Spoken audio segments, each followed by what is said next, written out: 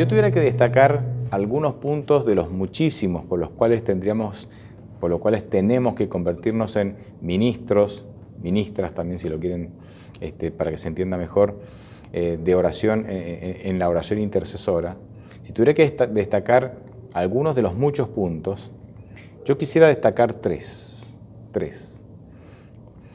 El primer punto por lo cual nosotros debemos orar por otros y por nosotros, es por la capacidad de ofenderse. Es por la capacidad que tenemos de ofendernos.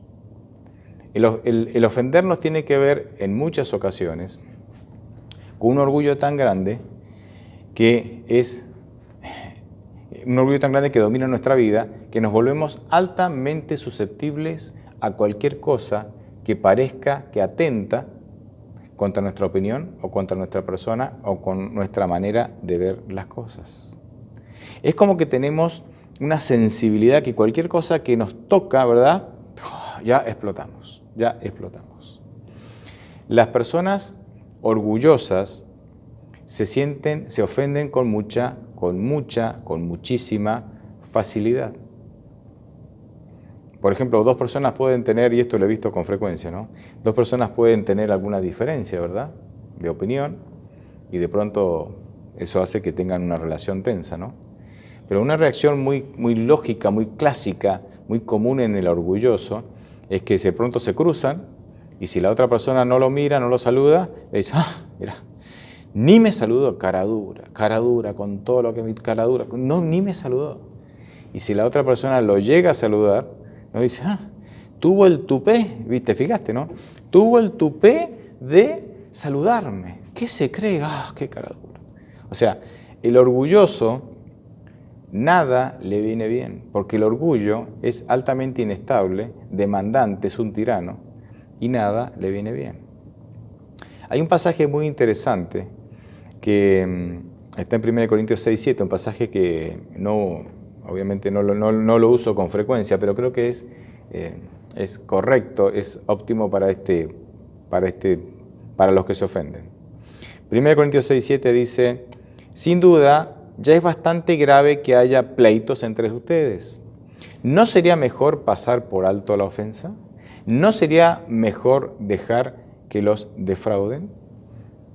Aquí el apóstol Pablo dice que sería sabio, mejor, pasar por alto la ofensa, de pronto incluso sufrir el agravio, dejar que nos defrauden, porque las consecuencias de intentar hacer justicia son mucho peores para vos, para el otro, para la iglesia y para todos los que rodean esa situación, que dejar pasar el agravio.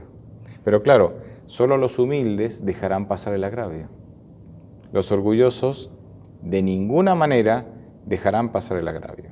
Y no es que siempre se animan a ir de frente y decirle al otro, mira, esto que has hecho me ha ofendido. No, normalmente, tal vez esas sean excepciones. Normalmente lo que hacemos es masticar, ¿no?, rumiar ese veneno, ¿no?, del rencor y de la envidia, ¿no?, y el orgullo herido, y lo vamos sembrando de manera así personal. Vamos contando a otros lo que éste nos hizo, entre comillas. Puede ser que nos haya hecho algo mal, real, o que nos haya parecido. Y no hablamos directamente con la persona y no resolvemos el problema. El segundo motivo a través del cual también se puede manifestar un orgullo herido, grande y herido, es la incapacidad de perdonar. Es la incapacidad de perdonar. Yo estoy seguro que algunos de nosotros podemos haber recibido un mal real. Sí, estoy seguro que sí. En otras ocasiones creo que es imaginario. Creemos que nos hicieron algo cuando en realidad la otra persona no tuvo ni la intención. Pero vamos a suponer que en el mejor de los casos, sí, realmente te agraviaron, y aunque sea muy grave. Perdonar es soltar. Perdonar es soltar. Escuchaba la definición de un psicólogo los otros días, y decía, perdonar es sacarte la basura que otro te dejó. Interesante, ¿no? No era cristiano este psicólogo, pero me pareció muy interesante. Perdonar es sacarte la basura que otro te dejó. Da la idea de que si no soltás, es como un ancla, como un peso, que atenta con hundirte y ahogarte, y que tenés que soltarlo para salir adelante, ¿verdad? Pero por alguna razón no querés soltarlo. Por alguna razón no querés soltarlo. Muchas veces abrazamos, no siempre, pero en ocasiones puede ser que abrazamos el rencor, el dolor, no lo soltamos, el recuerdo de lo que nos hicieron, miramos la herida de lo que nos hicieron para seguir en el papel de víctima. Repito, esto puede que no sea con todos, pero puede ser que a algunos les pase. Para seguir el papel de víctimas, y como víctima sigo siendo el centro de la escena. Porque de alguna manera el orgullo tiene que llamar la atención. Y una de las maneras en que llama la atención es cuando nosotros nos victimizamos. Pero cuando yo perdono, es como, a veces pienso que es como una obra de teatro, ¿no? En donde yo fui el protagonista, pero en el momento que perdono, llega el final de la obra, vienen los aplausos, se baja el telón, se desmonta la escenografía y yo ya dejo de ser el protagonista. Dejo de ser el protagonista y la obra de teatro, que era la situación dolorosa que te tocaba vivir, que te tocó vivir, pasa a ser un recuerdo. Perdonar de alguna manera me saca del centro de la escena para poner a Dios en el centro de la escena y yo vivo la presencia de Dios, experimento la presencia de Dios a través de su perdón y de su presencia en mi vida que me llena de paz. Entonces ahora el protagonista es Dios, que me llena de paz, y cuando yo tengo recuerdos dolorosos del pasado, los puedo soportar sin que me generen dolor, porque Dios me ha llenado de paz, porque Dios ha pasado a ser el centro de mi vida y no mis recuerdos, mis rencores y el odio que posiblemente o no puedo sentir por aquellos que me hicieron daño. En ocasiones, algunos consideran que perdonar es una traición. Es una traición. Es concederle al otro un privilegio que no merece. ¿Cómo lo voy a perdonar? No lo merece.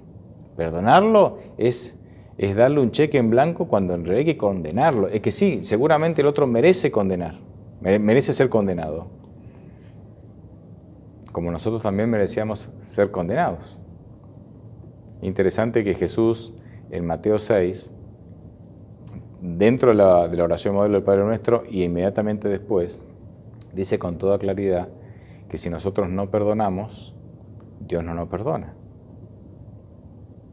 Y si no, también recuerden la parábola de los dos deudores. El rey, que representa a Dios, perdonó a uno de sus siervos una deuda totalmente impagable. Eran millones y millones, era impagable. Pero este siervo perdonado con una deuda que él jamás iba a poder pagar, no perdona a su hermano que le debía una deuda pagable.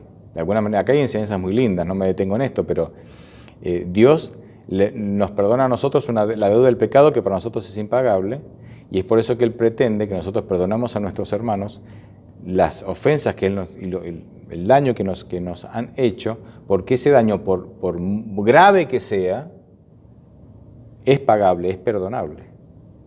Y si yo no perdono a mi hermano, Dios no me perdona a mí.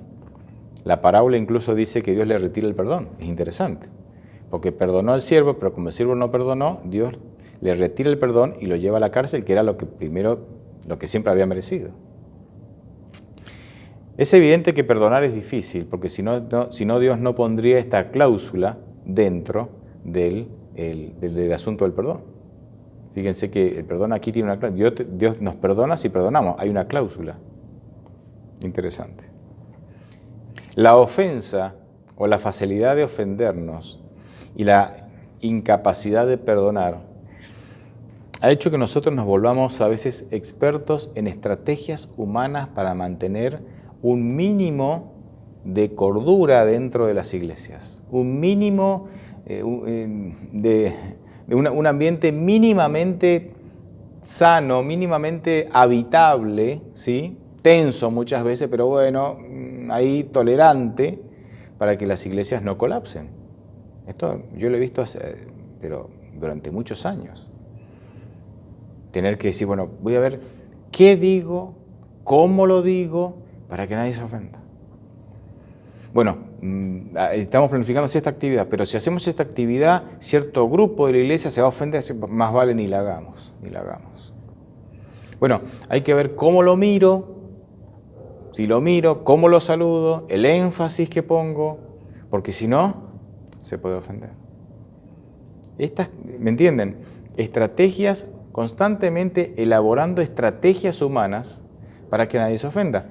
Yo ahora estoy compartiendo esta reflexión con ustedes y pido que Dios me dé sabiduría para poder usar las palabras correctas y que nadie se sienta ofendido. Que nadie sienta que, es un sermón direccionado a mí, porque esa es otra también. Esa es otra, ¿no? El orgulloso es tan susceptible, que cuando uno predica un tema general, que pueden ser para muchas personas, de hecho todos los temas que predico son para mí, en primer lugar para mí, y yo los comparto con ustedes. El orgulloso es tan susceptible que dice, claro, lo predica así, pero en realidad lo está pensando para mí, está dirigido a mí, está direccionado a mí. Y aquí viene el título, ¿no? No nos cansamos siempre de lo mismo. No estamos cansados de estrategias humanas para no herir ningún orgullo por ahí, para no herir personas cuyo orgullo es tan grande que son tan susceptibles y de esa manera no nos terminemos peleando. No estamos cansados de esas estrategias humanas.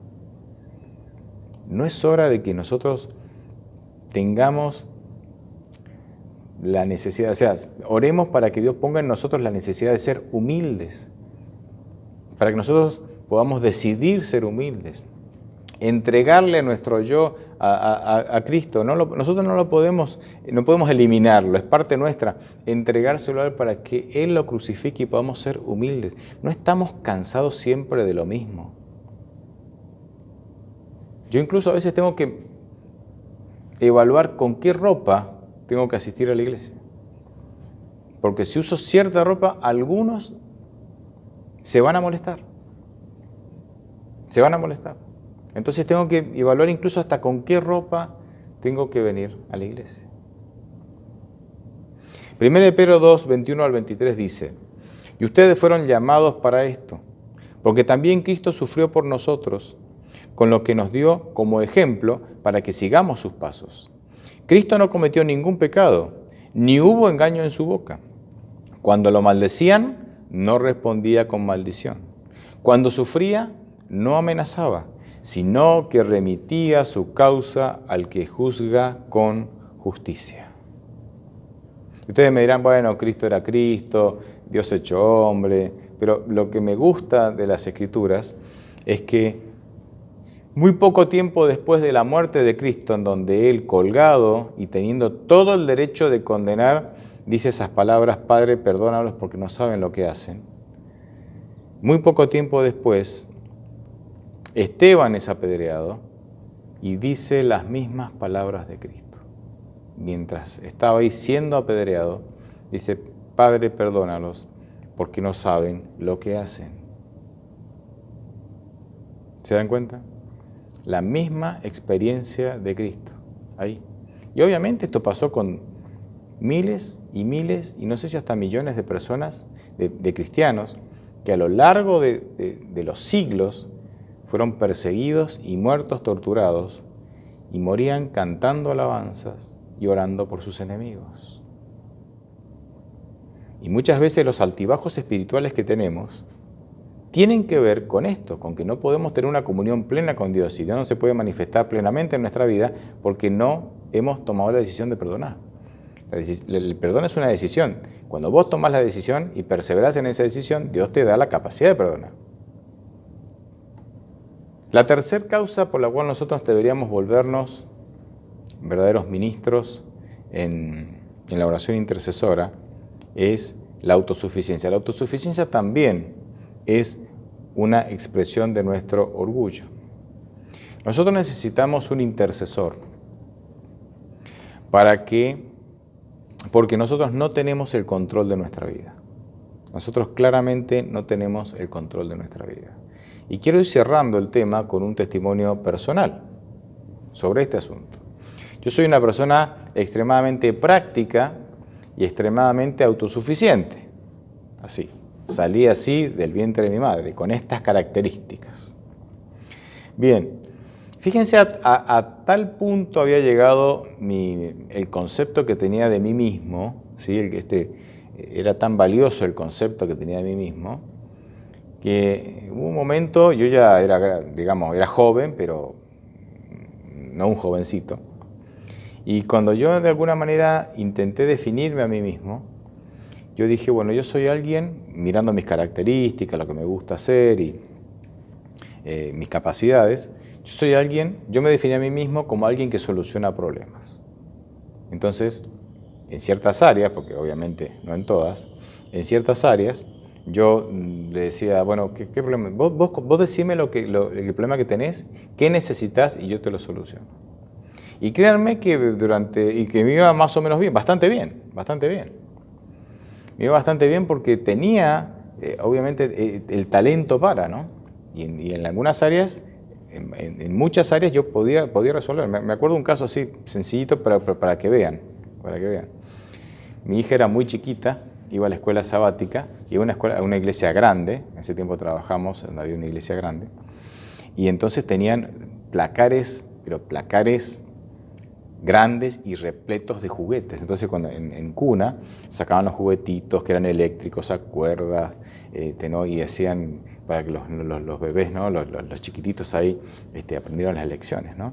Pero claro, los juguetes que tenían movimiento, cuerdas o eléctricos, se iban gastando, los movimientos, los mecanismos iban. Entonces yo llevaba en ocasiones a mi hija ahí a la escuela sabática y yo veía y escuchaba que las maestras decían, esta lección necesitamos el gorila, ese que giraba, y dice, pero ya no anda más, ya no. Y escuchaba con frecuencia eso, ¿no? Y después de 2 o 3 sábados le dije, perdón, me presenté, yo soy papá de Brenda, mucho gusto.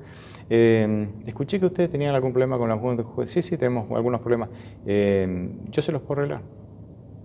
¿En serio? Sí, yo se los puedo arreglar.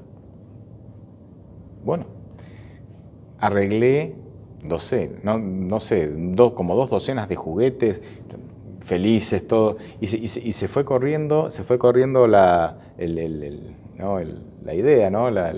De que este hombre arregla cosas. Y llegó un momento que me tocaban la puerta de mi casa perfectos desconocidos. Y usted arregla, y me traían cosas de las más inéditas e insólitas. Yo me definí a mí mismo como alguien que podía resolver cosas, incluso también situaciones. Y estuve especialmente, cuando trabajaba en el área educativa, podían surgir situaciones que solían ser complejas. Todas las situaciones, miren, las situaciones complejas no tienen que ver con objetos. Las situaciones complejas siempre tienen que ver con las relaciones humanas, siempre. Y podían surgir, entonces yo comencé, y yo como me creía alguien que podía solucionar, empecé a elaborar argumentos para adelantarme a las posibles argumentos o situaciones que podían surgir, y yo ya tenía un argumento preparado para, ¿no?, estar ahí y resolver.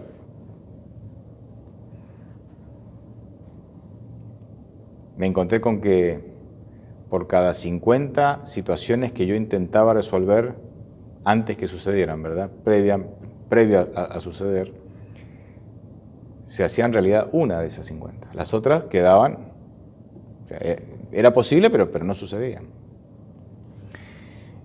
Y ahí viene la palabra preocupación. Preocupación es ocuparte de algo cuando todavía no sucede.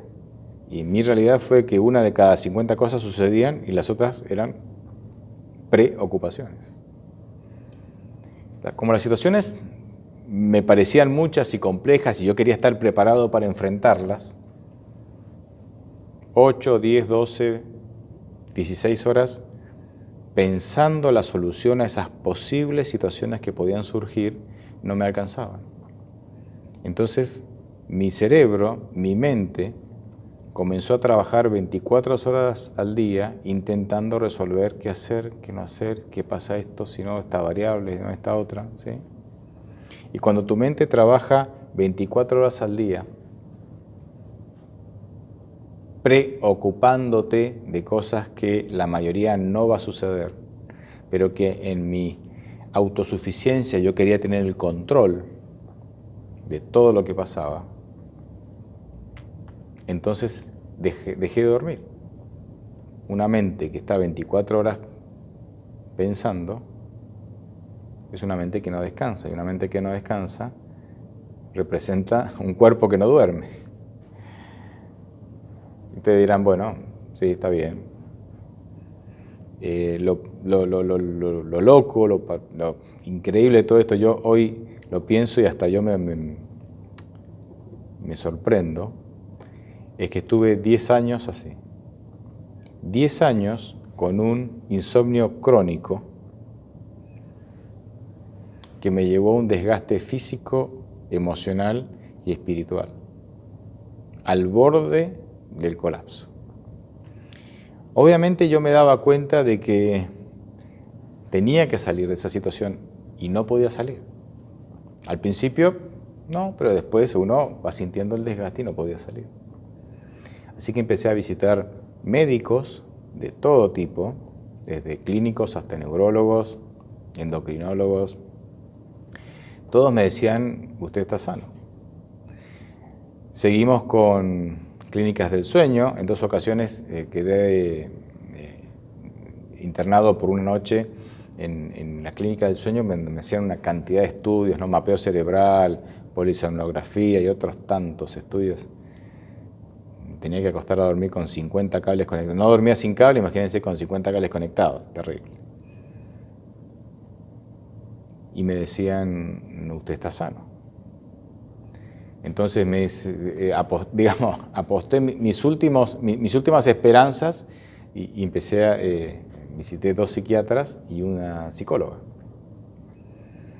Las psiquiatras no fueron tanto aporte porque era más que me daban algún medicamento para dormir, pero era tan tenaz que tomaba el medicamento y a las 2 semanas me acostumbraba a la dosis y ya aunque lo tomaba no dormía. El último profesional de la salud que visité fue una psicóloga que estuve con ella una serie de sesiones, una excelente muchacha, joven, excelente, y en un acto de total honestidad, y yo le agradezco a Dios que tengamos profesionales así, con ese grado de honestidad, me dijo, mira, yo puedo hacer que vos sigas viniendo y extender esta terapia, no sé, 3 años, pero hasta lo que yo veo, hasta ahora lo que yo veo es que vos estás sano. Tenés claras las ideas, no tengo yo un aporte para... Yo lo único que te aconsejo es que hagas ejercicio para hacer cable a tierra, ¿no? Descargar las tensiones, pero era una técnica que yo ya había practicado. Había pasado mucho tiempo haciendo ejercicios regulares y igual no dormía. Recuerdo entonces que llegué a casa y yo dije, si esto no es neurológico, si esto no es físico, si esto no es psicológico, entonces el problema es espiritual. El problema es espiritual. Así que esa noche, cuando me volví a despertar, porque dormía muy poco por noche, muy poco por noche, me aboqué a la oración. No era que las otras noches no oraba, pero ahora me aboqué con un pedido específico, ¿no? Y con todo mi corazón en ese pedido. Señor, ¿por qué no duermo? Ya descubrí que el problema tiene que ser espiritual. ¿Por qué no duermo? Y oré fervientemente por esto durante algunos días hasta que Dios puso en mi mente la idea de que tenía que resolver la pregunta de ¿quién soy? ¿Quién soy? ¿Quién soy? Recordé entonces que era una pregunta que me perseguía desde la adolescencia, casi desde la pubertad. ¿Quién soy? Que bueno, y que me había generado angustias y que no encontraba la respuesta, pero vieron, uno entra en la adolescencia con todo un mundo por descubrir, después la universidad, bueno, el trabajo, la universidad, la familia, o sea, como uno está muy ocupado y entonces esas preguntas trascendentales que son tan importantes las va relegando hasta que en un momento, bueno, este era el momento. quién soy. Esto me llevó muchos meses descubrir esto. Fue un descubrimiento paulatino, con mucha oración, con las Escrituras. También leía otros autores, pero había algo que no cerraba, ¿no? Había mucha filosofía, pero no terminaba, había algo que no me terminaba de satisfacer, que no encontraba respuesta en esas filosofías. Se los hago corto porque tendría que predicar todo un sermón sobre quién soy, ¿sí? Que lo tengo por ahí, podría, pero para hacerlo corto. Descubrí entonces que para salir de esta autosuficiencia que me tenía esclavizado, de esta manera, de mi orgullo que se manifestaba a través de la autosuficiencia que me tenía esclavizado en la enfermedad y en la infelicidad, descubrí en las Escrituras, en la Biblia, que yo tengo que tener la actitud de un esclavo. Romanos 6 habla que nosotros somos siervos de Dios y esclavos del pecado, pero la palabra en griego para siervos y esclavos es la misma. El griego es doulos y ambas significan esclavo. Pasa que los autores, para suavizar, como que decir esclavo de Dios queda como feo, para suavizar el término dice, bueno, esclavo sí del pecado, pero de Dios no, siervos de Dios. Pero en realidad es esclavo. Yo tengo que tener una actitud de esclavo porque yo no soy el dueño. Y porque no soy el dueño no tengo el control. ¿Dueño de qué? No soy el dueño de mi vida. Entonces no tengo el control, como yo pretendía tenerlo. Descubrí en las Escrituras que yo tengo que tener la actitud de un discípulo, porque yo no soy el maestro. No soy el maestro que dicta o que genera las enseñanzas. Soy solamente un discípulo que tiene que aprender. Descubrí a través de las Escrituras que yo tengo que tener la actitud de un apóstol, que significa enviado, mensajero, embajador. Y porque yo no soy el que genera el mensaje, yo no soy el que envía, yo soy solamente el enviado que lleva el mensaje. Yo no genero nada, soy solamente un enviado. Y que también tengo que tener la actitud de un hijo, porque yo no soy el padre. Se darán cuenta que estas 4 características con las cuales yo me tenía que sentir identificado para tener la actitud correcta ante la vida, estas 4 características me decían, vos no tenés el control de nada. Tu autosuficiencia, tu orgullo que se manifiesta a través de la autosuficiencia, te hace creer que vos podés tener el control, pero vos no tenés el control de nada. Y la evidencia es que hace muchos años que no estás bien. Y el insomnio crónico era un síntoma de algo mucho más profundo. Nosotros no tenemos el control de nuestra vida. El orgullo nos hace creer que nosotros tenemos el control de nuestra vida, pero nosotros no lo tenemos. Satanás le quiso vender a Eva en el Edén la ilusión del control. Si comes esta fruta serás como Dios, con la capacidad de controlarlo todo, porque el único que puede controlar todo es Dios. Y Eva compró el producto. Y parece que a partir de ahí tenemos nuestro orgullo, nos hace creer que tenemos la ilusión del control. Pero es solo una ilusión. ¿Qué hacer? Cuando yo llegué a esta conclusión de que no tenía el control de mi vida, de que la autosuficiencia era una expresión de mi orgullo, ¿y ahora qué hago? Yo no conocía otra manera de vivir. No conocía una manera diferente de vivir que a través de transitar la vida y resolver las cosas y enfrentar la vida con mis propias fuerzas y capacidades. No conocía otra manera. No sabía resolver problemas con otra fuerza que no fuera la mía. No sabía qué hacer. Entonces cuando entendí esto, le dije, Señor, ¿y ahora qué hago? O sea, yo tenía un paradigma, un modelo de vida, que ahora que me di cuenta que es erróneo, que me quitó la salud y me arruinó la vida durante tantos años, ahora tengo que cambiar de paradigma, cambiar de modelo. ¿Qué paradigma, qué modelo voy a seguir? Y entonces Dios se hizo presente en mi vida y me dijo, tenés que orar. Tenés que orar. La oración me da permiso a mí, dice Dios, para yo intervenir en tu vida y para intervenir en los problemas, los desafíos que se te presentan en la vida.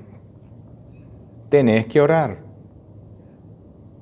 Y créanme que no es fácil. Yo soy una persona que me cuesta orar y porque me cuesta, entonces redoblo los esfuerzos para hacerlo. No solamente porque me cuesta, sino porque es la llave. Es la llave para permitirle a Dios. La oración, a veces hablamos de oraciones llenas de poder. No, el que tiene poder es el que contesta la oración. La oración no tiene poder. La oración es un medio nada más. Nos cuesta tanto orar.